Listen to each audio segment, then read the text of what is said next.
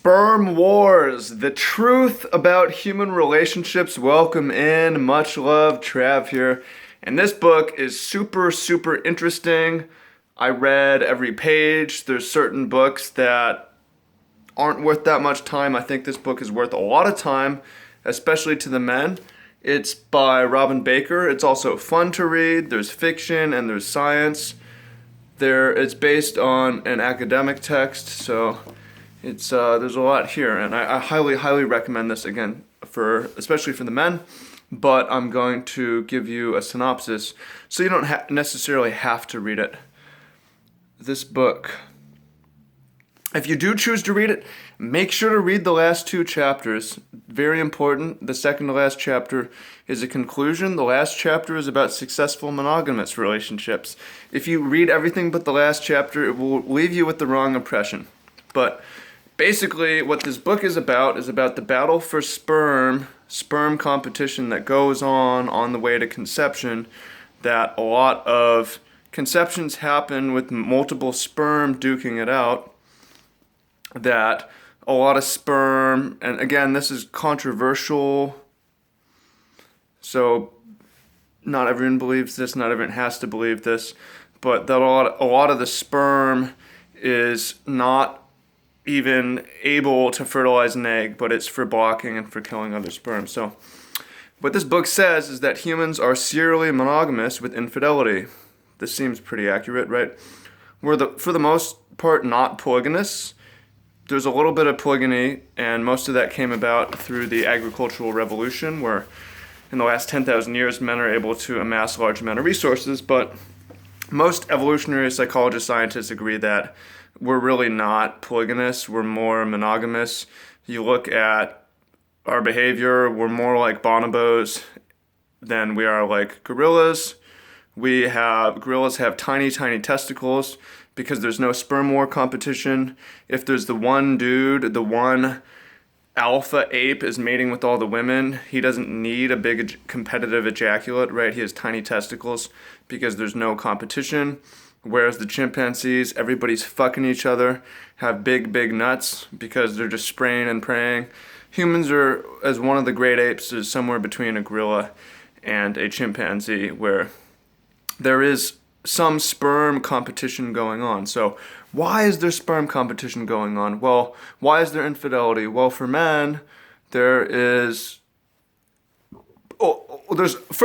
no correct mating strategy, and it changes. The best strategy is to be adaptive, because there's certain strategies where you are monogamous, as the last chapter discusses, and that can work very well, and there's certain strategies where you spread your seed out. But spreading your seed out got a lot worse with the rise of syphilis and the rise of AIDS, and it might become even less effective with more paternity testing becoming more normalized. So there's not necessarily a clear strategy, and this clear strategy will continue. If there is a strategy, winning strategy continues to evolve. But basically, it's not always correct to be totally monogamous. There's times when infidelity is a better reproductive strategy. And when we say reproductive strategy, we mean not just have more offspring, but have better offspring that can perform better, that will have more offspring of their own. So infidelity specifically, rather than having a harem or whatever, can be effective if, as a man, you have offspring and you trick other men to bring up your kid. And it turns out, scientists estimate that, and this is especially more common among poor people, 5 to 30% of us are not raised by our genetic father. And this is even beyond those of us who are adopted. A lot of us have dads who are cuckolds who raise us thinking they're the genetic father, and they're not. If that freaks you out, well, if you have a genetic father, he's not your dad, it's okay. He's probably more handsome than your dad anyways. Because as men are infidelitous in order to increase the number of mates, to increase the number of offspring, women are infidelitous to increase and improve the genes of their offspring. Women are not going to have more kids because they're limited. They're not going to have more kids by being infidelitous, but they will have better kids with better genes. So they'll have a partner and a lover if they're going to choose the infidelity route. The partner is the caretaker, and the lover is the gene bearer, who is generally going to have better genes, is going to be more handsome, right? Now, this is where things get really interesting.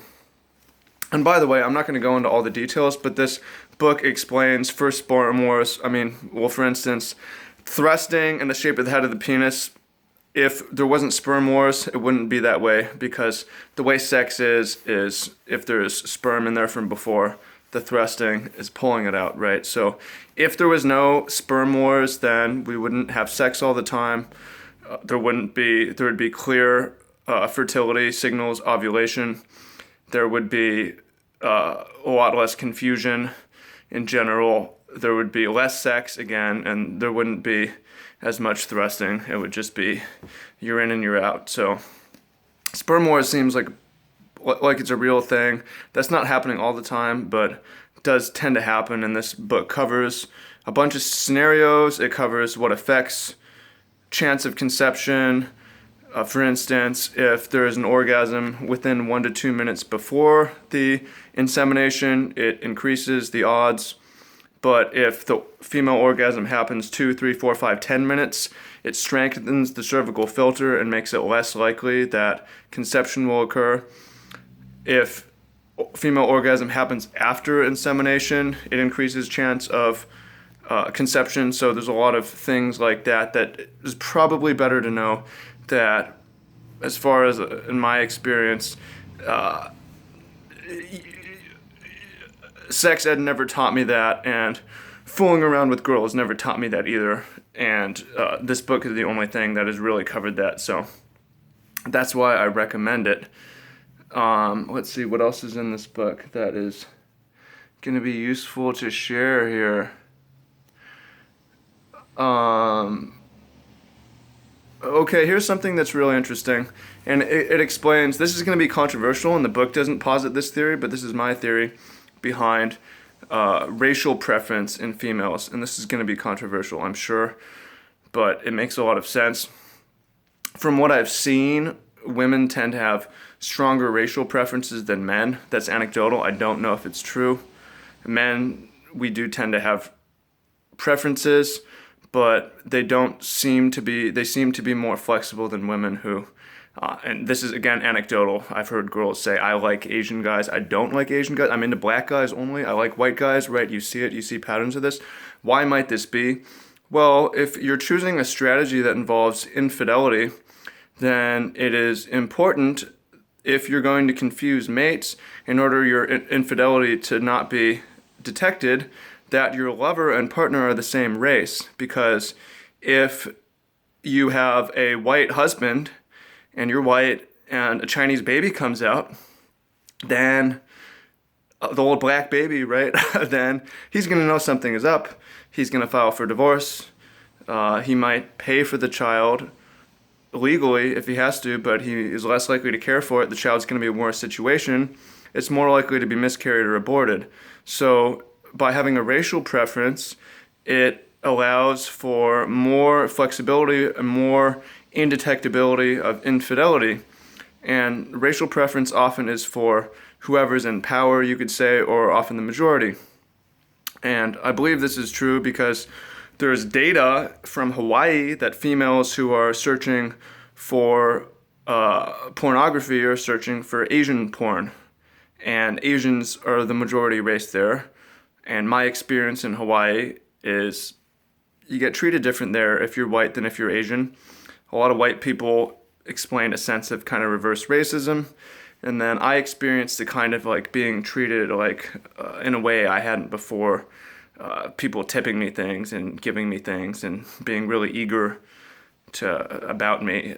That was like, this is interesting. So I thought that was because of these things I learned in this book. It makes sense to have a preference in that way. So all things to take account, especially if you're a man. Like the main thing I would say is just, you don't necessarily, if you are infertile and you want to contribute to society, then sure, raise some kids, adopted kids. If you are going to be a stepdad, then be a stepdad, that's fine, but try not to get cuckolded, and be aware that it's a thing that can happen to you.